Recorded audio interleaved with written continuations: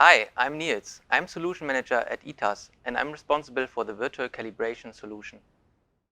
So hi as well from my side. My name is Jeremias and I am working for Bosch in the area of engine control unit calibration. Here I am a method and tool developer focusing on virtualization topics. That means I am generally interested in how models can be applied in the calibration process to aid our calibration engineers gain efficiency in their daily work. So Niels, since we both have some experience in the world of calibration, what was your idea of how calibration actually looks like when you first started working in that area? So when I started in the area of engine control unit calibration, I was thinking about fast cars on a test track, going for winter and summer testing with my colleagues to nice location, and just having sufficient time to calibrate the best engine in the world. However, this picture is maybe not completely wrong, but the real and daily work of a calibration engineer includes also a big portion of tedious and time-consuming tasks. Jeremias, did you make the same experience?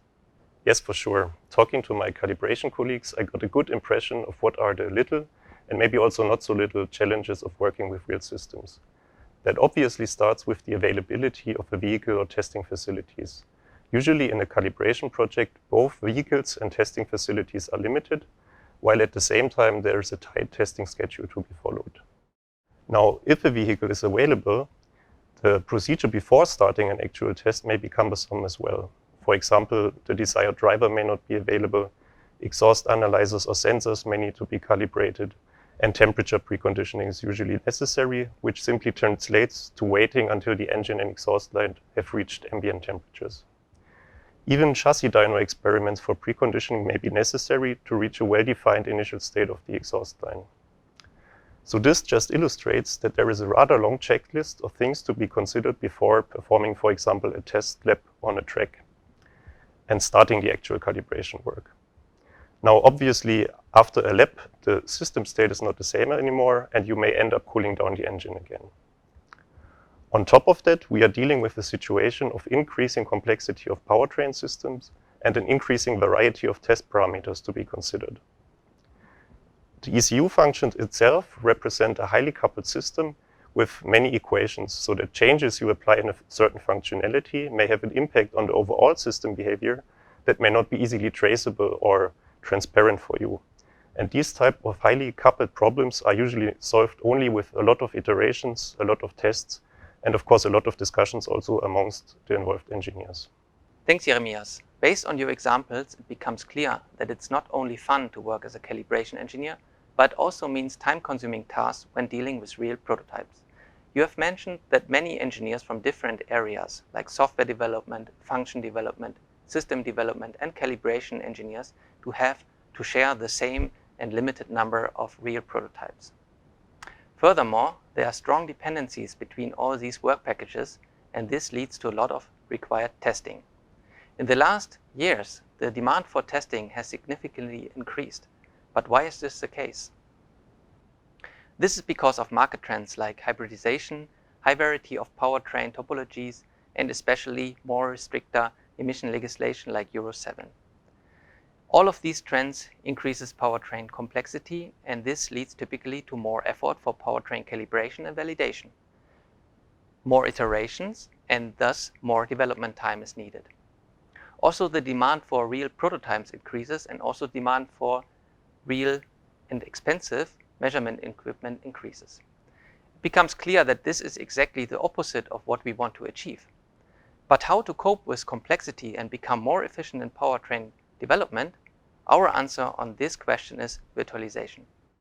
Jeremias, could you give us an impression of our virtualization approach? Sure, but before dealing with virtualization, I would like to stress that the real world is always the basis for virtualization and thus needs to be properly managed as well. Here, a lot of effort over many years has been put into developing tools and methods that help you interact with the real world in testing facilities. This involves tools for calibration project management, test facility management, calibration access, test design, and you can also think of all the test automation routines that have been developed, as well as parameter fitting functionalities. And of course, not to forget about the tools that are developed for test result processing as well as test result visualization. And all of this together makes the daily calibration work even possible. And as you know, Niels, many of those developments have also led to popular software products being offered by ETAS. But today, we would like to go one step further and discuss the possibilities that are gained when extending the conventional workflows by transferring part of the calibration work to a virtual test environment. Now, what is virtualization? It generally describes the process of setting up a virtual system to then simulate the behavior of a corresponding physical system. And in our case, this simply translates to creating a model of the vehicle, which can then be used for testing. And obviously, just like the real vehicle is composed of many individual hardware components and subsystems, the vehicle model also consists of many individual models that interact with each other. To put it into more simple words, as a user, you can treat the virtual vehicle like the real prototype. You can turn on the engine, you can measure the whole system like the engine control unit or the after treatment system, and you can set up tests. Once a test is set up, you can lean back, get a coffee, and let the virtual driver do his job. You can also run many tests overnight. Of course, the virtual driver or the virtual test environment has a lot of advantages. So it's highly available. You don't have to share it with other stakeholders. And there's almost no setup time needed. This sounds pretty disruptive, doesn't it? But the virtual prototype will never replace the real prototype, but only complement them. Am I right, Jeremias? Exactly. The idea is here to align the calibration process of the real vehicle with the development and usage of a corresponding virtual counterpart. That means the virtual vehicle is continuously updated and improved to become more and more powerful in terms of depicting the behavior of the real system. And along this process, it's all about identifying use cases where the virtual vehicle has a strong advantage over the real system. And similarly, one should rely on the real vehicle where usage of the virtual counterpart is not feasible due to the required model development time or the required accuracy of the model or other restrictions. And that means that the virtual vehicle and the real vehicle always complement each other. So just to give you some obvious examples of where the virtual vehicle shows its strength.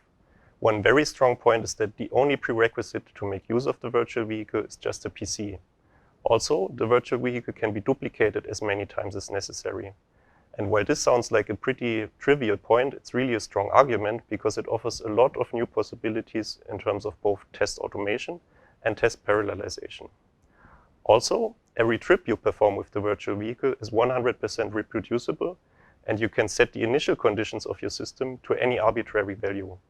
And what that means is that you simply don't have to wait, for example, for the engine to cool down again.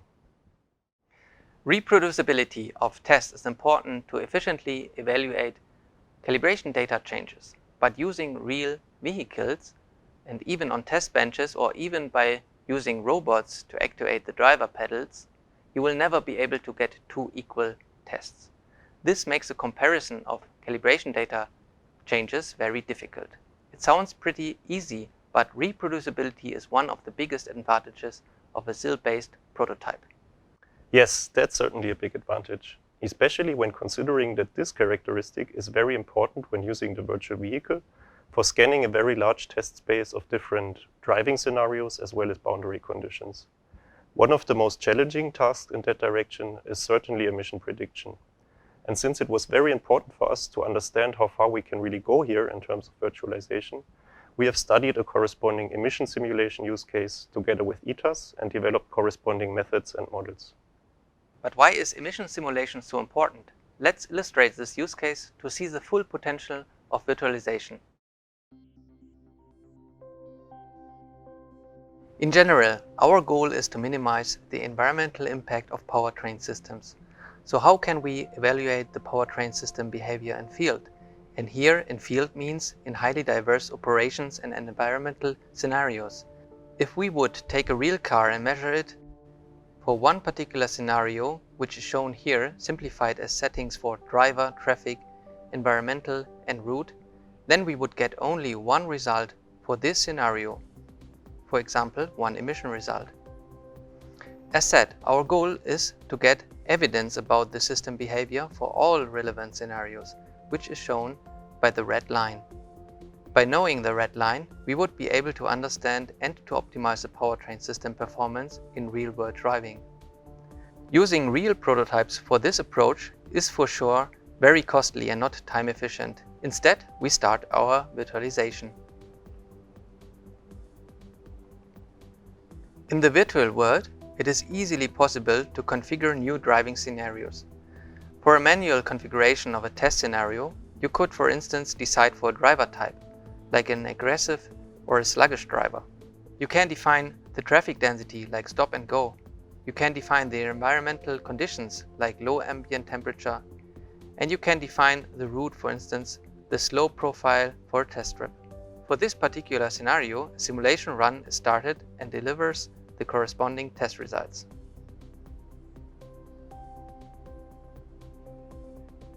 The manual creation of test scenarios is a good way to analyze the powertrain system for particular scenarios.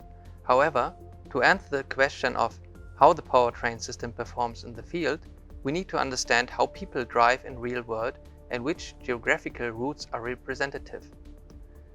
What we need is a model of real-world driving. Based on artificial intelligence methods, we have developed this model of real-world driving. This component allows our users to generate representative drive trips in pre-selected areas, like the region of Germany, in a pre-selected time span, like wintertime, giving a particular vehicle type. By generating many of these test trips and running the simulations in our time-efficient cloud simulation, ETAS model simulator, the evidence about the field performance increases, and you will be able to see for which scenarios the system could be optimized. This approach automatically strongly decreases the risk of legal limit violations. In total, the quality of the powertrain system will be increased. In summary, using our model of real-world driving in combination with massive parallelization of simulations in the cloud based on highly accurate virtual prototypes enables to develop the best powertrain system and minimize environmental impact. As said, a highly accurate virtual prototype is crucial. Therefore, a lot of expertise is needed. Jeremias, could you give us an overview about the main building blocks of our virtual vehicle? Yes, sure. So as just shown, an important part of the simulation infrastructure is the tooling that allows for a flexible definition of meaningful input scenarios for the virtual vehicle. And that is here shown on the left. Key inputs to the simulation are the target vehicle velocity and the road slope. In principle, this information can simply be extracted from a trip that has been performed in reality.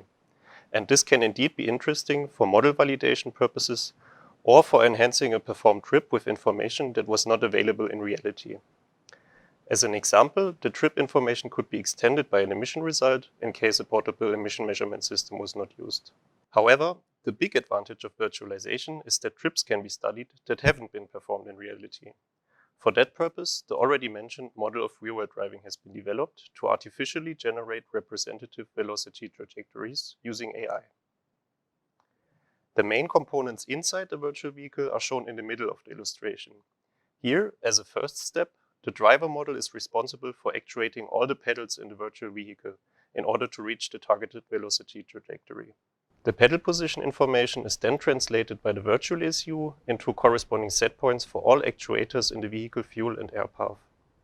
Here, it is important to note that the virtual ECU includes both the base and application software of the real ECU, so that communication with the virtual counterpart can be realized on a pin level, just like the communication with the real device. The actuator set points calculated from the virtual ECU are then input to a series of individual models reflecting the air and fuel path of the vehicle, and thereby calculating quantities like cylinder filling or fuel injection amounts that in the end are used to calculate an engine torque. The engine torque is translated itself by the drivetrain model into a corresponding engine speed and vehicle velocity, taking into account driving resistances, road slope, and vehicle characteristics like weight, loading, or gear ratio. The obtained velocity is then compared with the target, and the driver model takes corresponding action to minimize the deviation. Since the simulation framework shown here does not include a virtual transmission control unit, the gear selection can either be an input from the model of real-world driving or calculated by a simplified shifting logic. With this, an important control loop in the virtual vehicle is already closed and the vehicle is able to drive. However, we do not have any emission results yet. And for that purpose, we have developed data-based raw emission models that predict the engine-out exhaust composition based on combustion-relevant quantities already calculated for the vehicle air and fuel path. The exhaust gas treatment models are of physical-chemical nature and reflect the individual components in the exhaust line to then finally obtain a tailpipe emission prediction. Apart from pipes, catalysts, or particulate filters, additional components such as emission sensors have to be taken into account as well to feed the virtual ECU pins with all the required inputs. Once the virtual trips are finished, tools for a thorough result analysis and visualization are required, especially when dealing with large amounts of data.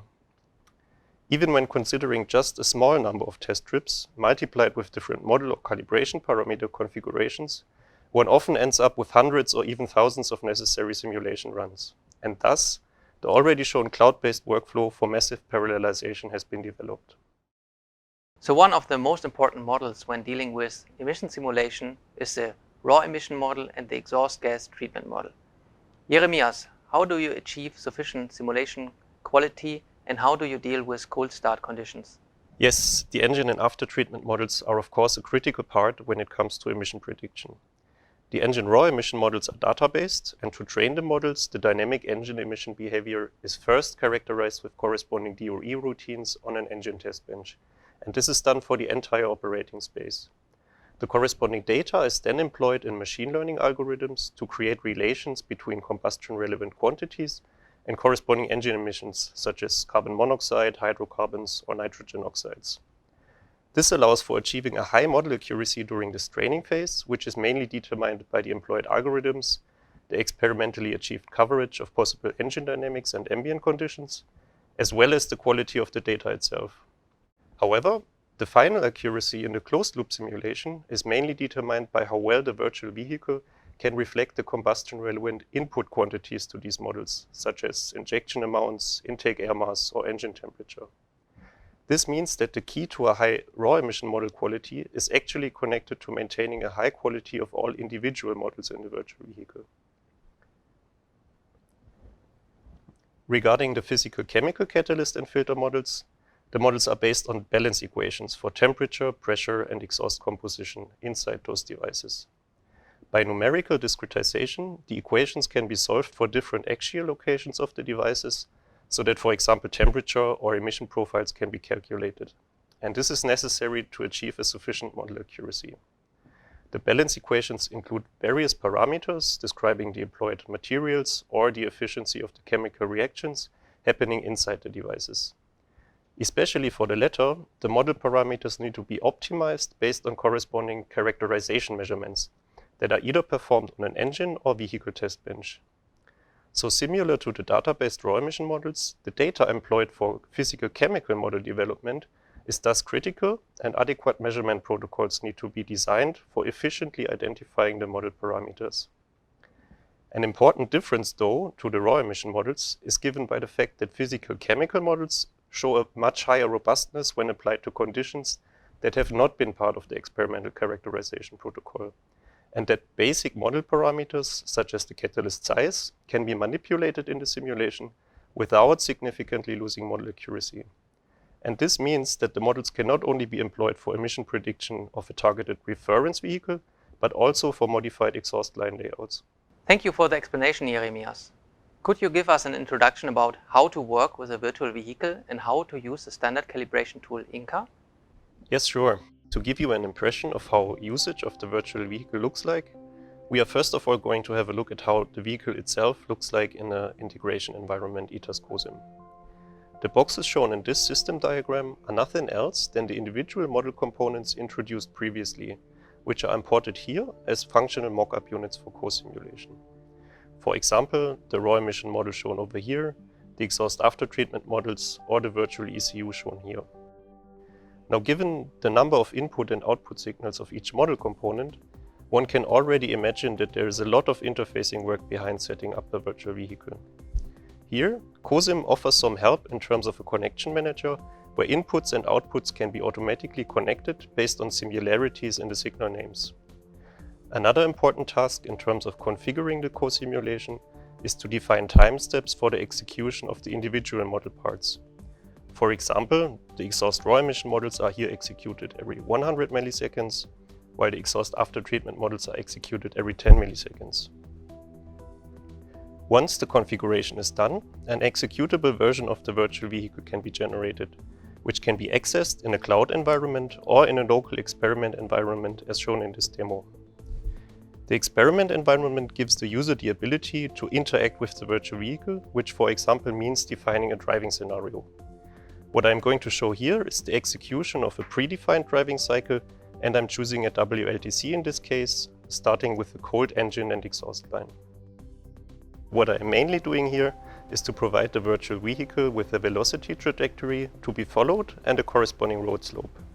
Here we are looking at a validation trip for the virtual vehicle that has been performed in reality on a chassis dyno. The recorded velocity trajectory of the WLTC is shown here, and the road slope is just 0 in this case.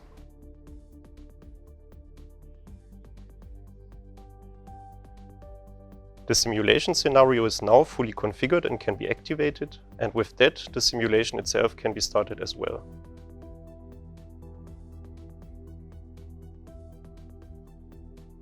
With the GUIs that can be configured here, the user is now capable of interacting with the virtual vehicle and analyzing any signal of interest. I would like to first of all highlight the simulation time shown here in the upper right. We are here looking at a fully virtualized diesel vehicle, including emission simulation, and the simulation is performed on this desktop PC in more or less real time.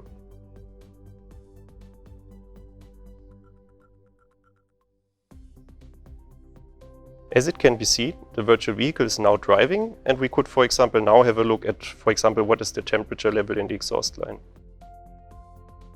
For that purpose, I am drag and dropping a corresponding temperature signal downstream the diesel oxidation catalyst, and as already mentioned, we are simulating here a trip with cold start conditions so that the temperature levels are still quite low.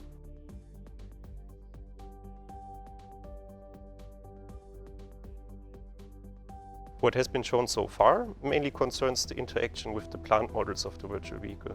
The calibration engineer is of course interested in also interacting with the virtual ECU, and for that purpose a connection can be established via XCP by using Inca.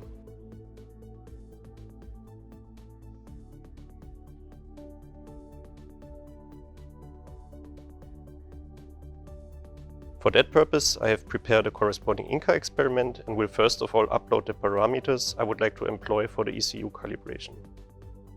I can now start monitoring ECU signals, for example in the air path of the vehicle shown here, such as the turbine speed or EGR and throttle valve positions.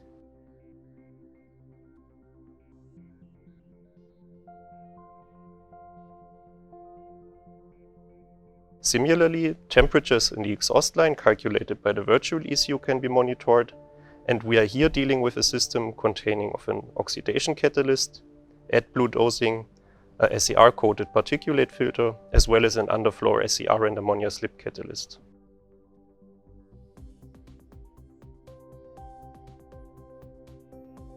As previously checked, the exhaust line is still rather cold, so that AdBlue dosing is not yet activated, which is shown here by the flags.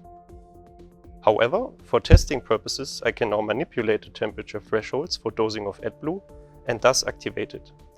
This of course is going to have an effect directly on the virtual vehicle behavior, which is now of course also being fed with the corresponding dosing amount.